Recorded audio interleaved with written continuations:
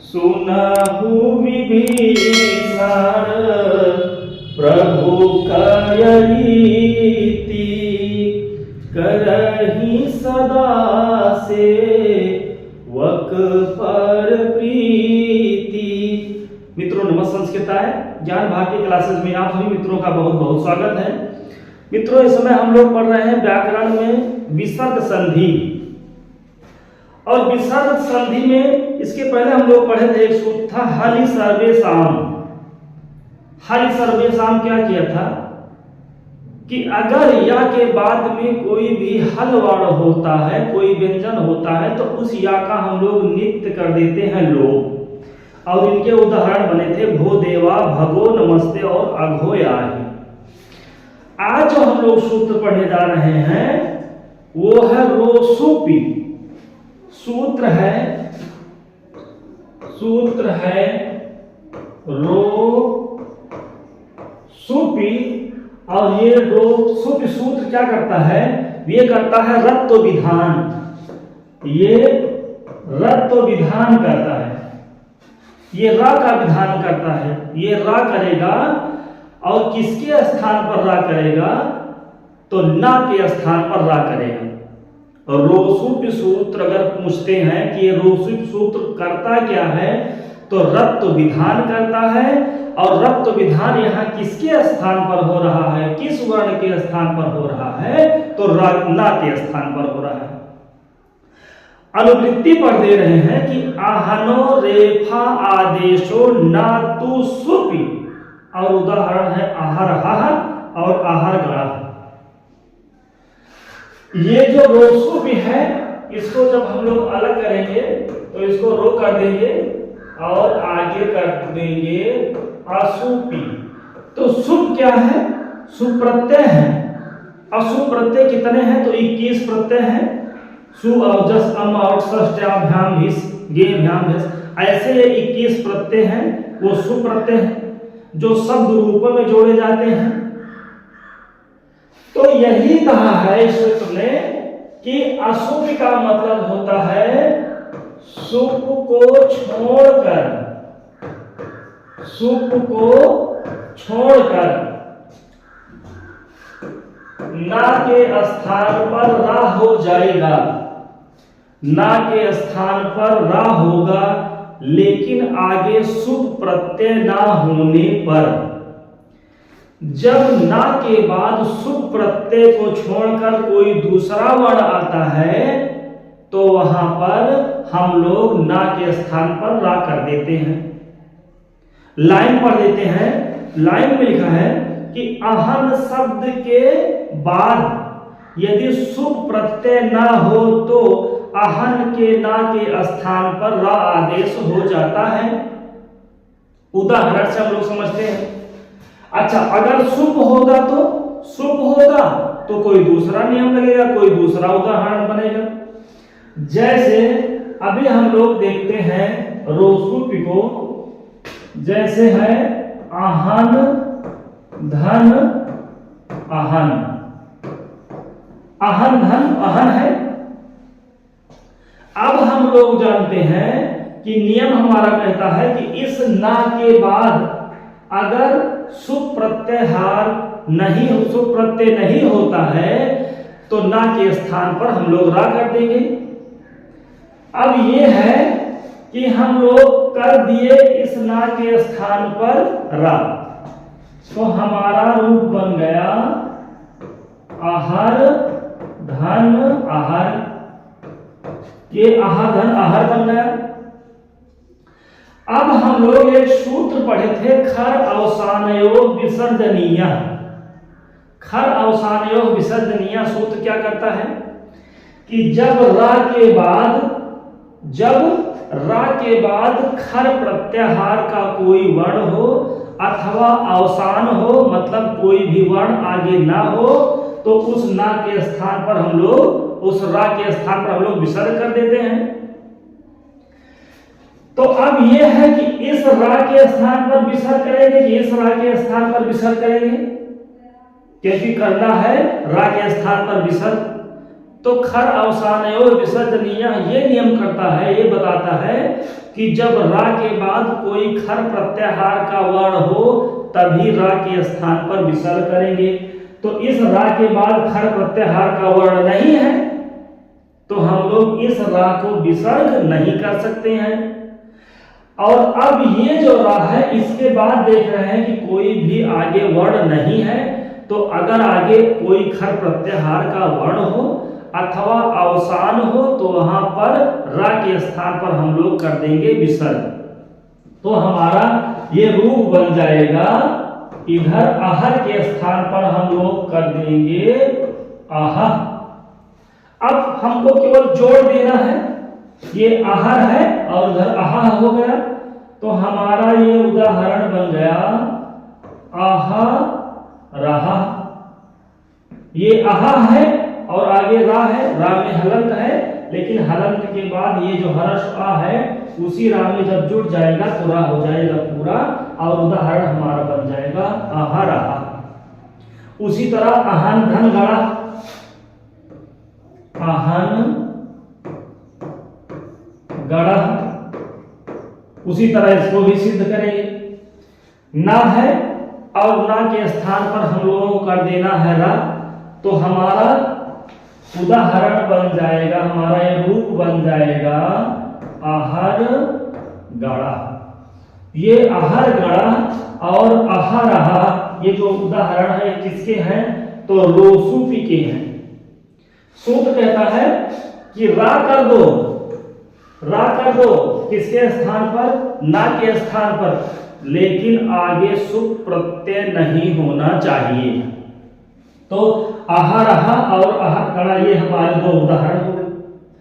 अब ये प्रश्न उठता है, मान लो कि ना के बाद सुप प्रत्यय का कोई आ जाए या कोई सुप प्रत्यय आ जाए, तो वहां पर हम लोग क्या करेंगे, तो आगे सुप प्रत्यय होने पर हम लोग ये नियम नहीं लगाएंगे, इसके पहले जो हम लोग उदाहरण पढ़े थे उसको बनाएंगे, उस तरह से बनाएंगे। जैसे आहन धन भ्याम, ये जो भ्याम है ये सुप है, भ्याम भ्याम भ्याम बनता है द्विवचन में। तो ये जो भ्याम है आगे भ्याम जो आया है वो ना के बाद भ्याम है, तो जब ना के बाद सुप आ जाए तो फिर वहां हम लोग रा नहीं करेंगे। फिर उसके बाद हम लोग करे थे ससज सोरू से, फिर हम लोग रू के थे आहारू भ्याम बनाएंगे और आहारू भ्याम के बाद हम लोग इस रा के रू के स्थान पर ऊ करेंगे, तो ये हो जाएगा आहा ऊ और इधर भ्याम। अब आ और ये जो हा है इस हा में हर्ष आ है और आगे ऊ है, तो आ और ऊ मिलकर हो जाएगा ओ, गुण संधि कर देंगे तो ये हमारा रूप बन जाएगा आहो भ्याम। आहो भ्याम, ये आहर भ्याम नहीं बनेगा, आहर भ्याम इसलिए नहीं बनेगा, इधर तो ना है, आहन का ना इधर है, लेकिन आगे क्या है कि आगे सुप प्रत्यय होने के कारण हम लोग उस ना के स्थान पर रा नहीं करेंगे, आहर करेंगे। फिर उसके बाद रू के स्थान पर ऊ हो जाएगा और आ और ऊ मिलकर ओ हो जाएगा, हमारा रू बन जाएगा आहो भ्याम। तो ये हो गया हमारा सूत्र रोसुप। एक बार फिर से देख लेते हैं, रोसुप क्या करता है कि रा माने रा करेगा, कब रा करेगा, जब आगे सुप प्रत्यय ना हो तब। ना के स्थान पर रा होना चाहिए, रा हो जाएगा, आगे अगर सुप प्रत्यय नहीं आता है तो, और सुप प्रत्यय अगर आ जाता है तो हम लोग उसको बनाएंगे जैसे आहन धन भ्याम बराबर आहुभ्याम बना दिए। तो ये हो गया हमारा रोसुप सूत्र। अब इसके बाद हम लोग अगला सूत्र पढ़ते हैं। अगला सूत्र है रेफ लोप विध सूत्रम। रेफ लोप, अब हम लोग इस रा का कर देंगे लोप, और वो सूत्र कौन सा है, रोरी। सूत्र है रोरी। रोरी सूत्र क्या करता है कि रोरी सूत्र रा का लोप करता है। और किस रा का लोप करता है, तो इसमें हम लोग अनुवृत्ति देख लेते हैं। लिखा है रेफस से, रेफस रेफे परे लोपा। तो रेफस से परे अगर रेफ हो, रा के बाद अगर रा आ जाए तो पूर्व वाले रा का हो जाता है लोप। जब रा के बाद रा आता है, रोज सूत्र बहुत ही आसान है। जब रा के बाद रा आता है तो पूर्व वाले पहले वाले रा का हो जाता है लोप। जैसे पुनर्धन रमते, पुनर्धन रमते, पुनर्धन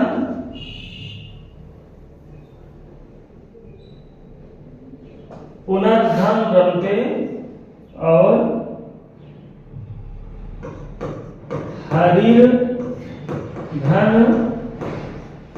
रम्य या फिर शंभुर्धन राजते। ये 3 उदाहरण हैं। पुनर्धन रमते, हरिर्धन रम्य और शंभुर्धन राजते। रोज सूत्र हमारा कहता है कि जब रा के बाद रा आता है तो पहले वाले रा का लोप कर देंगे।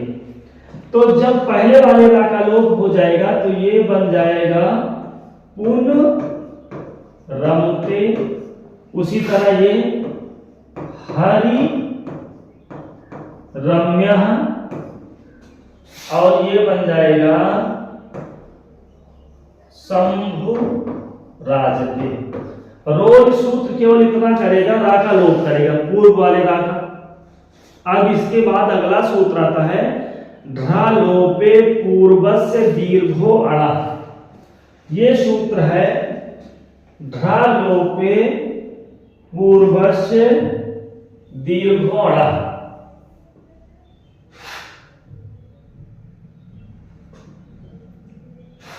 सूत्र है ढा लोपे पूर्वस्य दीर्घो अड़ा। अड़ा है ढा लोपे पूर्वस्य दीर्घो अड़ा। ये दीर्घ करेगा ढा लोपे। एक सूत्र आगे हम लोग पढ़ेंगे, उसमें है अष्टाध्याय में है ढोढे लोपा, तो भी उसको हम लोग छोड़ रहे हैं, यही पढ़ रहे हैं ढा लोपे पूर्वस्य दीर्घो अड़ा। ये दीर्घ करेगा, ये सूत्र दीर्घ करेगा, हर्ष को दीर्घ करेगा, तो सभी स्वर को नहीं दीर्घ करेगा। केवल अण प्रत्याहार में जो 3 वर्ण है, और उस अण प्रत्याहार में 3 वर्ण कौन कौन से हैं? आ, ई और उ। आ, ई, उ अगर हर्ष है तो वहां दीर्घ हो जाएंगे। लिखा है घ लोपे, और कैसे अण? पूर्वस्य अड़ा है तो दीर्घ हो। लोप होने वाले रा से पहले, लोप होने वाले रा से पहले अगर आ, ई, उ हर्ष है तो उनको दीर्घ कर देना है। ये कौन सा सूत्र कहा है? तो ये सूत्र है घ लोपे पूर्वस्य दीर्घो अड़ा, कि जिस रा का आपने लोप किया है उस रा के पहले अगर आ, ई, उ हर्ष है तो उनको दीर्घ कर दीजिए। तो ये जो इस पुन में, पुन के नाम में जो हर्ष आ है उसको हम लोग क्या कर देंगे? दीर्घ कर देंगे। तो ये हमारा उदाहरण बन जाएगा पुना रमते। उसी तरह हरिर है, तो हरिर के रा को हम लोग जब लोप कर दिए हैं तो बना हरि रम्य। और हरि रम्य में हम लोग जानते हैं कि जो रा में हर्ष ई है ये अड़ है, और अड़ हर्ष है, हर्ष ई है, तो इसको दीर्घ कर देंगे। तो क्या बन जाएगा? तो ये हमारा बन जाएगा हरि रम्य। और यदि ऐसे आ जाए परीक्षाओं में कि हरि रम्य में जो हरि है उसमें कौन सा वचन है, कौन सी विभक्ति है, तो जैसे हम लोग बनाते हैं हरि हरि हरया, तो हरि कहां बनता है? हरि बनता है द्विवचन में, हरि हरि हरया, लेकिन ये जो हरि है ये द्विवचन का नहीं है, ये एक वचन का है, क्योंकि ये हरि था, पहले तो हरि ही रहा होगा, हरि रहा है, फिर हरि हुआ और फिर हरि से एक रा का लोप हुआ, और रा का जब लोप हुआ इसको ये जो हर्ष ई है वो दीर्घ ई में बदल गई। ये एक वचन का रूप है, ये द्विवचन का रूप नहीं है। नहीं हम लोग ऐसे चला दें हरि हरि हरया, ये हरि हरि हरया जो हरि जो है ये द्विवचन का ना होकर ये एक वचन का है।